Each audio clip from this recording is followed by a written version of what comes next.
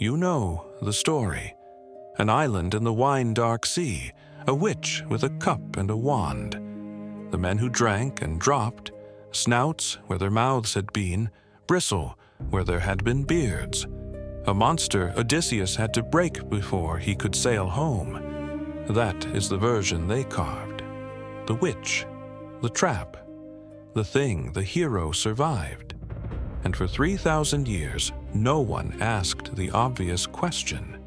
No one asked why a goddess was living alone on an island with no one to protect her. No one asked what kept arriving on her shore. So ask it plainly. What kind of woman turns men into pigs? The statues lied about her. Here's the truth. She was not born a monster. She was born a god. Circe, daughter of Helios, who drives the sun across the sky. Her mother, a sea nymph of the deep. By blood, she belonged among the immortals, in halls of gold and light. But she was the wrong kind of god. Not thunder, not war, not the storms men feared and worshipped. She knew plants. She knew which root quieted a wound and which pale flower stopped a heart. She knew the patient arts, the ones you learn slowly, alone, with your hands. The Greeks had a word for that knowledge. Pharmaca. We translate it as witchcraft. But it only ever meant one thing. A woman who knew things she was not supposed to know. And a woman who knows too much frightens the men who wrote the stories. So they sent her away.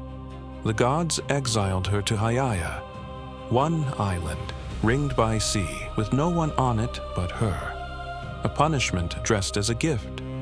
They called it solitude. It was a cage with no walls, which is the kind no one ever comes to open. Picture what that is. A woman, alone, on a coast where any sail might appear on any morning. No father at the door, no brothers in the hall, no city, no guards, no crowd to hear her if she screamed. Just the herbs, the loom, and the long patience of someone who has learned that help is not coming, and has decided to survive anyway. And the ships came. They always came.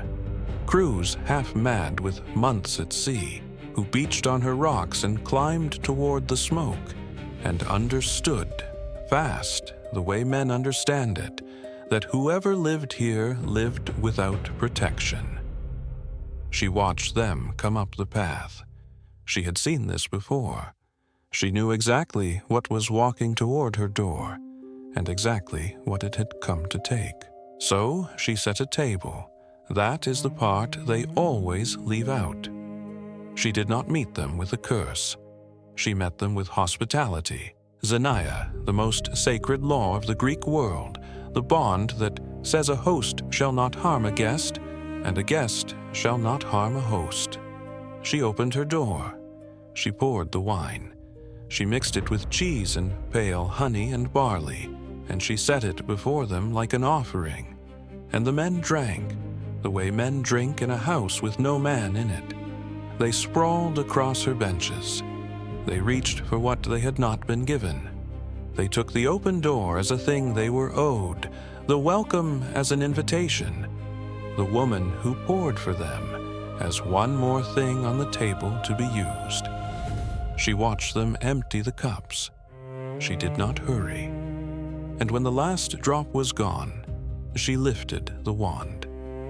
What happens to a man who walks into a stranger's home certain that nothing inside it can stop him, and learns far too late that the woman pouring his wine was never the prey? The men fell to all fours, skin to hide, voice to squeal. They were herded, grunting and stumbling into the sty. And here's the detail Homer keeps, that everyone forgets. Their minds stayed. They knew.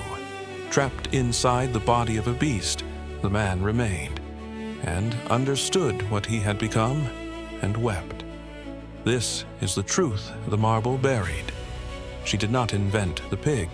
She revealed it. The crews that climbed her rocks arrived already, as appetite on legs, gluttony, force. the flat certainty that an unguarded woman is a thing to be used and left. Circe did only one thing. She gave the inside a shape that everyone could see. The form matched the man. She was not the trap. She was the mirror, and they could not bear their own reflection. Then came Odysseus, warned on the path by a god, armed with a white flower called moly that unmade her draft. He drank and did not change. He drew his sword, and watch what she does. She does not beg. She does not run. She does not die. The one man her craft cannot touch. She takes his oath that he will not harm her, and only then frees his crew, and restores them taller and younger than they were before, and keeps the hero himself on her island a full year, by his own choosing. She is the only woman in the whole of it who was never conquered, not taken, not slain, not punished into a cautionary tale for daughters. She faced down a hall of armed men, and then a hero sent by the gods to break her, and she walked out of her own myth still standing, still a god, still free, still entirely her own. And that is why they called her a monster. Not because she turned men into pigs, because she could not be turned into anything at all. But there is a cost to surviving a hero's story. You do not get to keep it. Odysseus sailed on, to his wife, his island, his name sung in 10,000 retellings. And Circe, she became a stop along the way, a danger he overcame. A witch in the long list of obstacles between a great man and his homecoming. The poets gave her a single chapter and moved on, and in that chapter she is the hazard, never the person. And the centuries that followed sanded her down further still. The herb knowledge curdled into wickedness. The self-defense became cruelty. The goddess who outthought a hall of armed men became, in the retelling, a warning about what too much power does to a woman, about what happens when you let one off her leash. She kept the island. She kept her life. She kept her name. What she lost was the story itself, handed, like all of them, to the men who lived only because she chose to let them. So, what kind of woman turns men into pigs? The kind the whole world had spent her entire life trying to turn into something less than human, alone, disarmed, written off as easy. She simply did it back, and she did it first. We tell her as the villain because the alternative is harder to hold. That the monster of the story was the only one in it who refused to be a victim, and that the curse everyone fears was just a man at last, seeing exactly what he already was. So the next time you meet a woman the old stories call a witch, stop. Ask who was holding the chisel. Ask what they needed her to be and why. Next time, the cleverest man in all the myths, the one they crowned a hero for, finally coming home. We are going to ask what he did to get there. The statues lied.